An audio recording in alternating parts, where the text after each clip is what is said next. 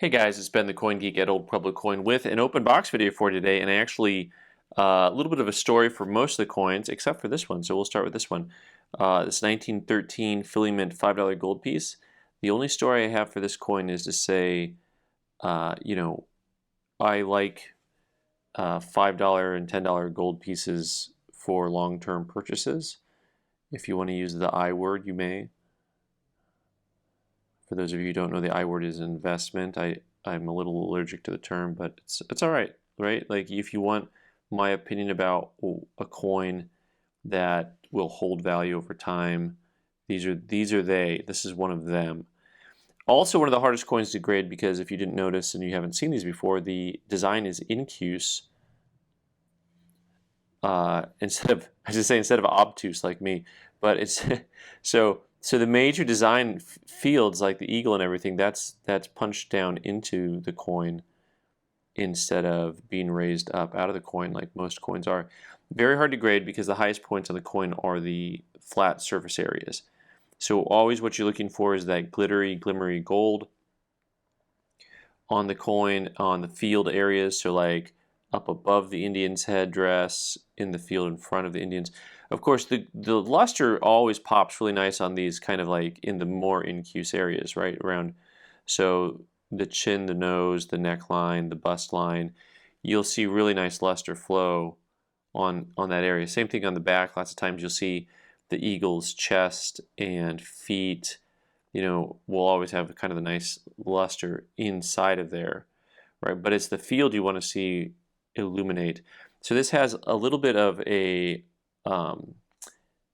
scratch mark right there across the coin. They called it a 62. So in my opinion, this is what you're calling a net graded coin. In other words, a coin that overall might normally merit a 63 grade because of that mark there.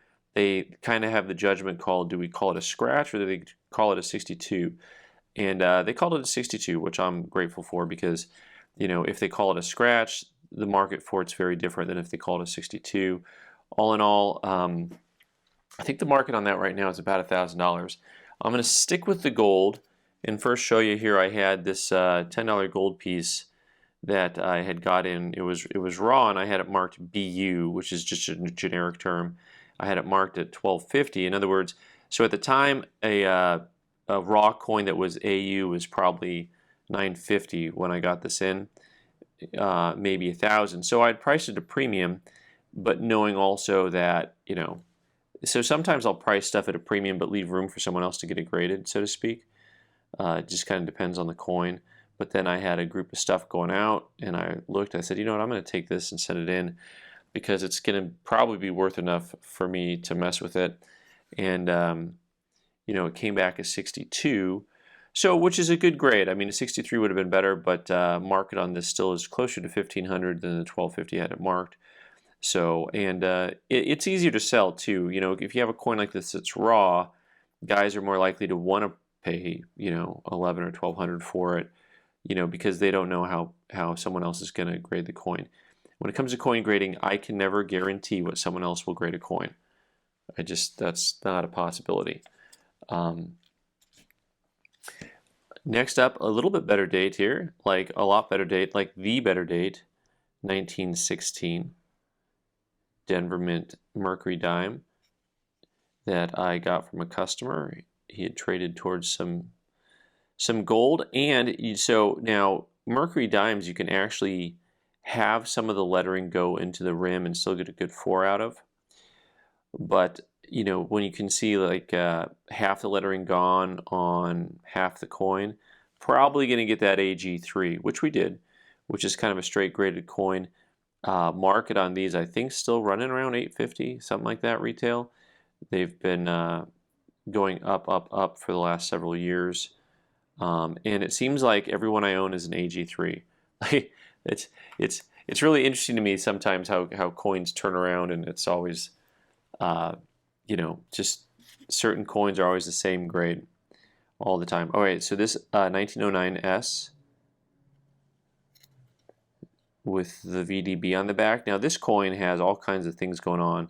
It looks like a painting or something happened to it and then somebody tried to remove the paint. None of that color is original. None of that color is what you want to see, that faded out look. So cleaned VF details. So this is the type of coin that came in an old album and it's really beat up. And still, because of the price of the coin and the saleability of the coin, you want to get it certified just so it's easier to sell as far as that goes. So when people have coins, if you got coins in your collection and they're rough, right? They've had a hard life. It's not a bad idea still to get them certified because it's going to be, I mean, it's the same theory as this, right? This coin is a coin that raw, not going to trade probably for as much, even though it's a nice coin. This coin raw isn't going to trade for as much because, the buyer's going to look at it and say, ah, man, there's so much going on there. Is it even real? Speaking of, is it even real? So this I got from a dealer, and he wasn't sure if this was a restrike or an original, this Civil War card, Civil War token card. Of course, it's in a holder, but they put restrikes in holders too. This one's really cool. City of New York, IOU 1 cent, 1863. So I'm still really intrigued by this, and so I'd like any of you who are experts in early copper. What would I call this instead of early copper? Civil War copper, Civil War tokens. And let's see if I can get an angle to help describe what I'm calling this. Okay, so they're calling it AU details harshly cleaned, genuine, right? And so my thought on this piece is that I don't know that I would have called it cleaned as much as I would have called it recolored. So the cleaning part is there are these really harsh lines all over the field, but to me that still looks like it's planchet lines, right? So you see the lines going across, like concentrate on the C in cent, right? You see all those lines that are going across? So what I was trying to determine just with a basic loop is whether or not those lines go over the lettering or under the lettering, and it still looks to me like they do not go over the lettering, which would mean that the striations in there are from the planchet originally. But the color is all wrong on this, right? So this is the type of thing that has been colored, right? They paint, almost like painted. You can see those lines again on the coin on this side, or the token to be precise, popping up right across the top of the field here. When I get it at a certain angle, you start to see the lines pop up. But I'm not seeing the same lines across the rest of the design. So I actually think that the fields, I mean, to call it cleaned isn't necessarily wrong. I mean, something else could have happened to it. I'm just speaking to the lines. But IOU 1 cent, and it's cool because it's oversized. Like, it's a lot different size than an average Civil War token.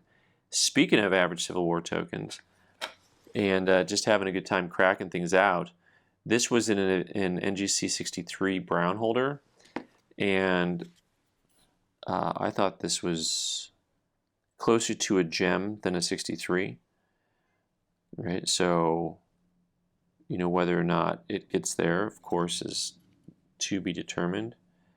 Here we've got C. Sutton's new grocery store of 202 5th Street, and just has a really, really lovely look with that little bit of that golden orange to blue purple color on it. And from Ohio, by the way, this came back as 64 brown, and that's all right. I mean, I'm having fun with this. Sometimes I do stuff just because this is not economical, right? So like there's an economical reason to send like this coin in and this coin in, but this is just because sometimes I like to have fun with some crackouts and stuff. So little mini crackout bonus there for you. Finally, I've got one of the key date Carson City coins, 89cc. This holder is the holder that I bought it in. My customer called it a fine 15, and I think I had it priced at about $1,300. I think I bought it back a little bit behind 15 numbers because, once again, it's so hard to buy these coins raw because I never know what PCGS or NGC is actually going to call a coin. And I don't mean that I don't know the grades of coins, although, you know, there's that, there's that. It's just that I've had way too many coins that I've owned that I sent in that I loved, and I thought this is really original. And then you get it back from NGC or PCGS, they're like, well, you know, we think that's been cleaned. Because, you know, if you work at PCGS, that's how you talk. Well, you know. All right, so that's not how they talk. They're all good people. So look, this came back a fine 12, which is actually kind of how I thought it would. And the market on this, by the way, I think is still around that 13 to 1400 range that I had it marked at. So, you know, at the end of the day, though, it's once again, it's hard to sell rare date coins raw. And so, and for a dealer, if I'm going to buy a raw coin, it just has to be at a discount because I got to leave enough room for the grading fees, but also just you don't know what they're going to grade something, and I am not the only guy who believes that, right? Like it's like me telling you that I know if you're going to like a certain meal or something that I like, right? I mean, there's things that are obviously trash, you know. I mean, you're not going to McDonald's here, but you know, if you're going to a nice restaurant, you might have a disagreement over what you know, what type of nachos you like. Is it melted cheese or is it that cheese sauce stuff that they have back east? Oh my goodness. All right, guys. Thanks so much for watching. I'm Ben the Coin Geek. You can subscribe by clicking on the owl button in the corner and watch more videos on the right side of the screen. Thanks.